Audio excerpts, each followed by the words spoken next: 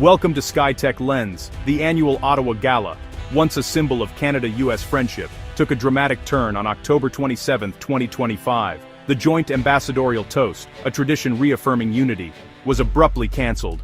Only the Canadian ambassador spoke, standing alone on stage, the absence of his American counterpart impossible to ignore. The missing toast was more than awkward. It was a public signal of a deep diplomatic rift.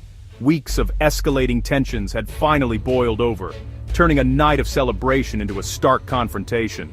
The empty space on stage told the world the partnership had reached a dangerous low. What should have been a routine evening became a defining moment of crisis. The reason for the chill became clear when U.S. Ambassador Pete Hoekstra erupted in a public tirade at the gala. In front of stunned guests, he berated Ontario's trade representative David Patterson with profanity and personal insults. This breach of diplomatic protocol shocked the room and shattered the evening's polite facade. Hoekstra's outburst wasn't just a personal failing, it was seen as an insult from the United States itself. Calls for his expulsion swept across Canada, with citizens and leaders demanding respect. The incident became a flashpoint, igniting debate about whether the U.S. still viewed Canada as an equal partner. Canadians saw the outburst as a test of national dignity. The message was clear: Canada would not be bullied. The gala confrontation forced the country to confront the true state of its most important alliance. The spark for Hoekstra's anger was a bold Ontario ad aired in the U.S., featuring Ronald Reagan's 1987 warning against tariffs. Ontario's government used Reagan's words to argue that U.S. tariffs hurt both countries, appealing directly to American conservatives. The ad was a creative attempt to sway U.S. public opinion and pressure Washington to reconsider its trade stance. But in Washington, it was seen as a hostile act, foreign interference in domestic politics. U.S. officials were furious, interpreting the ad as a direct attack on President Trump's policies. The use of a Republican icon against a Republican president turned a trade dispute into a diplomatic firestorm. What Ontario saw as clever, Washington saw as crossing a line. The stage was set for a full-blown crisis. Washington's response was immediate and severe. President Trump condemned the Ontario ad on social media, calling it a hostile act and escalating the conflict. Ambassador Hoekstra accused Ontario of election interference and announced a halt to all trade talks with Canada. Trump threatened sweeping new tariffs on Canadian goods, risking economic pain on both sides of the border. The retaliation was coordinated and forceful, a demonstration of dominance. The message challenged U.S. authority and faced the consequences. What began as a policy disagreement became a high-stakes standoff. Canada now faced a frozen relationship and looming economic fallout. Canadian leaders scrambled to respond. Ontario Premier Doug Ford defended the ad's intent but called for Hoekstra to apologize for his outburst. Ford balanced defiance on trade with a call for basic respect. Nationally, Prime Minister Mark Carney moved to de-escalate, urging Ford to pull the ad and issuing a public apology to Trump. Carney clarified the ad wasn't meant as interference, but stood firm on defending Canadian interests. Behind the scenes, he began pivoting Canada toward economic diversification, reducing reliance on the U.S. The response was twofold: calm the crisis with diplomacy, and prepare for a more independent future. Canada would not be intimidated, but it would also not escalate recklessly. The crisis became a turning point in Canadian strategy.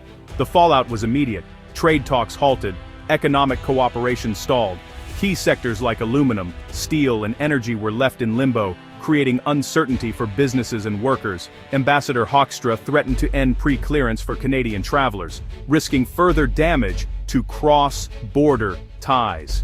Canadian tourism to the U.S. was already declining, and this threat would only worsen the trend. The dispute exposed a fundamental shift. Washington now saw Canada less as a partner, more as a subordinate. Decades of trust and goodwill were suddenly at risk.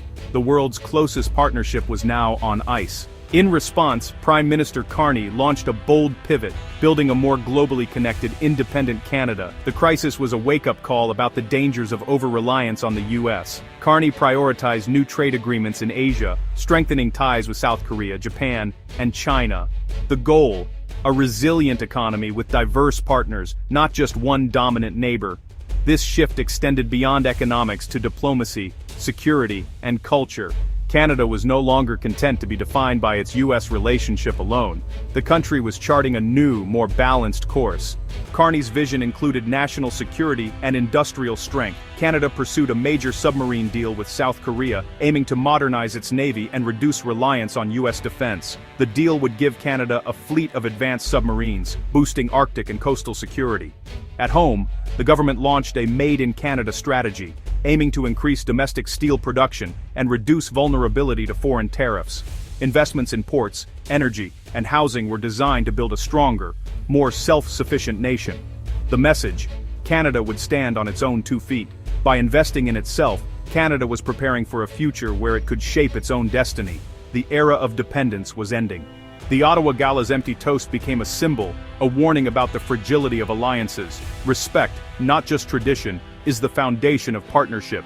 Canada's response showed that even the most polite nation has limits. When pushed, it will defend its dignity and seek new friends.